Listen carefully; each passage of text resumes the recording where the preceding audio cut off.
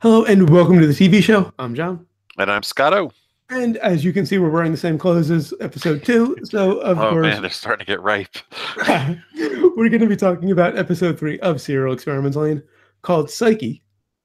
Now, this is the first mention of Lane of the Wired, Lane of the Wired. which is again another big hint for that I was trying to lead for what I was trying to lead you to at the end of the last one. The episode begins with the police questioning Lane about the shooting that happened in Siberia. Right. And Lane mentions Arisu a few times. It's kind of the first hint of their relationship. It's nothing explicitly romantic in the series, but they get very close.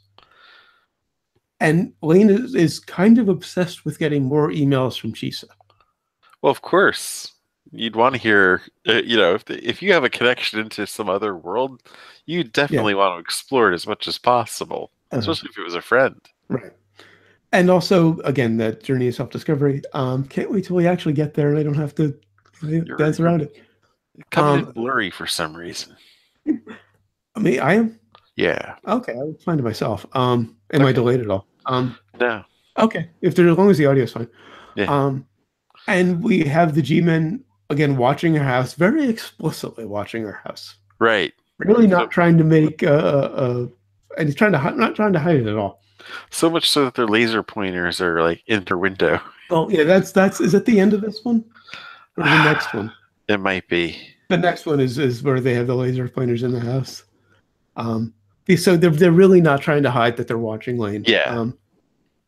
And there's another voice on the train. She's on the train to school. And a voice tells her she's not alone. Well, of course not. And again, by now. Yeah, there's another lane. And also just want to mention this is a Japanese train where silence is really all there is. Nobody's allowed to talk on a Japanese train. So if she's hearing a voice, it's not someone in the train. There was somebody on the train this morning that was like singing quite loudly, and the looks that people were just shooting over to the motherfucker. It's pretty funny. And so Lane gets to school and there's a lecture about Psyche and navies. And kind of a psychology thing, with computers kind of mixed into it. It's kind of explaining how, the mind can be influenced by computers and all of this. More hints. And Chisa also we get an email from Chisa explaining her suicide again. And then the train voice comes back. Yeah. The hum was a lot lower in this episode. Yeah. Like it was kind of a barely noticeable in the background thing at points, but it was like a maddening sort of thing, right. Purposely in the first couple, and now all of a sudden it's kind of deadened a bit because she's getting closer. At least that's how I've always interpreted it. Yeah. Again, want to point out that the creators of the show, at least this is what I've heard. I've kind of heard this secondhand, so I'm not sure. But the creators apparently have said that any interpretation is correct. It is notoriously complex and ambiguous. That present day intro, what's so funny about if it's present day, present times? It reminds me of the old Ghostbusters video game where they just laugh explicitly. I'm like, okay. I think it's meant to say that this could be happening now. Yeah. I don't know why they're laughing, other than it just makes it a little creepy.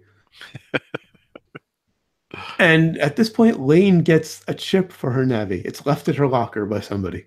Yeah. And we find out it's the Psyche chip, which allows her to access the wired from anything. And it just really kind of soups up her computer. Yeah. And this is also when we get the first mention of the Knights, who will become important later. Or might be a red herring. Again, I'm not sure. They're mentioned a lot. They might be a complete red herring. And then she starts hearing random voices from the wired. Yeah. She kind of eavesdrops on all these private conversations around the wired. Yeah, and towards the end, the power lines are back. They're even louder, it seems like. And she asks her father, who bought her the Navi, about this new chip.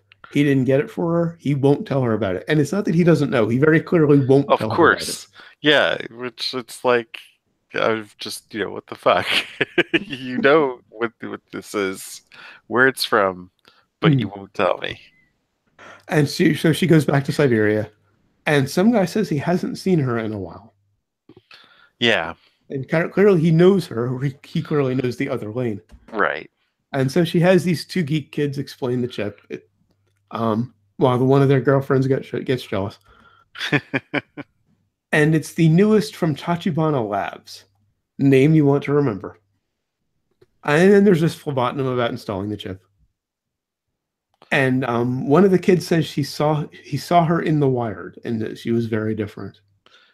Right. We hammering the point that there's another one of them out there, or somebody's hacking her identity, or it's her still. I mean, they really are just skirting the same questions around in this episode that they were in the last one. And then her sister has an encounter with the G-Men, who very overtly say, "We're not here." Right.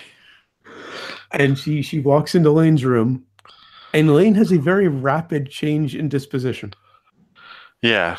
She's working on her computer, and then she suddenly has this big, kind of creepy smile and says, "Welcome home, sis." Yeah. It just goes away. That's it. That's the end of the episode. Of course, if you enjoyed this episode, please give it a like and subscribe if you haven't. Of course, we'll be continuing this in, well, maybe the next episode of the TV show or a future episode a few weeks from now. Until then, always remember, never forget, wherever you go in life, there you are.